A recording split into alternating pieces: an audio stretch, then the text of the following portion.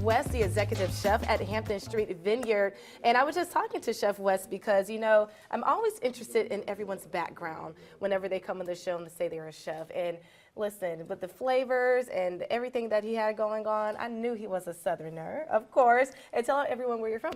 Prosperity, South Carolina. Prosperity, South Carolina. So did your upbringing in Newberry play a role into the chef that you are today?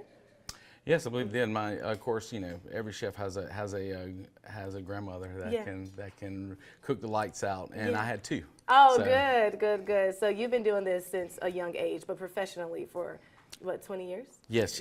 Always been curious about how things work and how flavors act with each other and stuff like that. Never knew I wanted to be a chef, but it kind of chose me. So. Oh, good. See, that means you're super talented. All right, so back to the dish. Pick up where we left off for our viewers. You just put the farro in there. Right. And you said something interesting that I would like to share. Gluten-free, like if you have like allergies and issues with eating certain things, like this is a perfect meal to order, right? Actually, yeah. So if your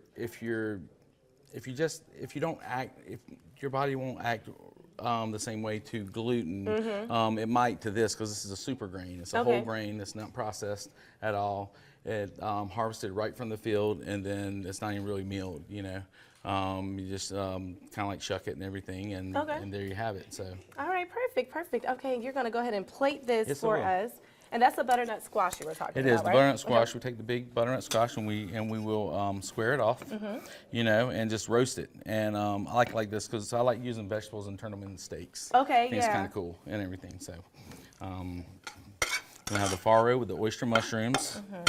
And what's the difference between the oyster mushrooms and maybe just what's the other type of mushroom? That's like a button mushroom, or you know, and then you get into the really expensive ones like chanterelles and well, the ones that we're going to get from the grocery store. Okay, that's the button. That's the button ones. Okay.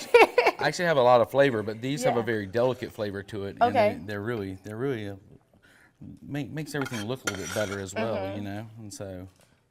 That's good. Right here, and take that right there. So this is always my favorite part, seeing how you all plate it, because it always looks so good. We were talking to another chef yesterday, and he said something that I know you most likely agree with. People eat with their eyes, so you always got to make it look good, right? They do. They really do first. Eat with their eyes first. So basically, you're ramping up the expectation. Yes. So. Yeah. I know. I'm over here like, oh my gosh, this looks amazing. So we'll put the pork chop on the plate like that. Okay, and basically this is how we do it just like how we do it at a restaurant and everything. So that looks amazing. We'll get a little sauce, and basically this is a nage right here. Had to put some kind of French restaurant. You have to have some kind of French word. So a nage is just a buttered out jus.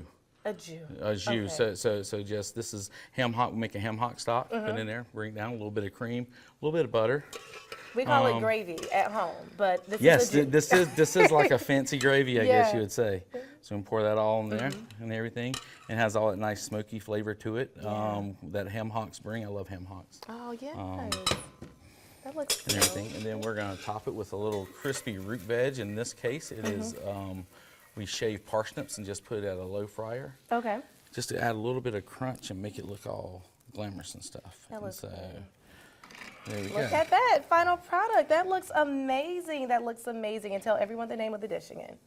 So it's our heritage pork chop. The pork's actually from North Carolina, so it's semi-local. Okay. It's been on our menu for a couple months now, and it's extremely popular. So. Alrighty, it's one of the greatest hits on the menu. And if you would like to order some more of these tasty dishes from Chef Wes in Hampton Street Vineyard, we want to pull up the details on your screen to let everyone know where you're located, and also remind you all of those amazing events that you guys have coming up next month. But right there on Hampton Street, one of Columbia's longest standing restaurants. If you're looking for a little French cuisine, this is the place to go. And again, the wine tasting. What can people expect on April 19th?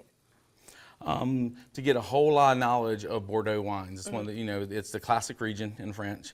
France, it's got the Merlot. That's where the little bit of Cab Sauv, and then you have the Cab Franc and stuff like that, but mainly Merlot. And Jonathan's one of the best in the business at it and everything. And so, and don't forget to come and sit at our outside tables. We have some of the best al fresco dining in Columbia. So. Yeah, and it's gonna, and the scene is beautiful, and it's springtime. It's about to be the time to be outside, and this is the place to go. And for people who like the aesthetic, cute Instagram pictures for sure. All right. Okay, we're going to take a quick break. Again, thank you to Chef Wes and Hampton Street Vineyard. We'll be right back. Yep.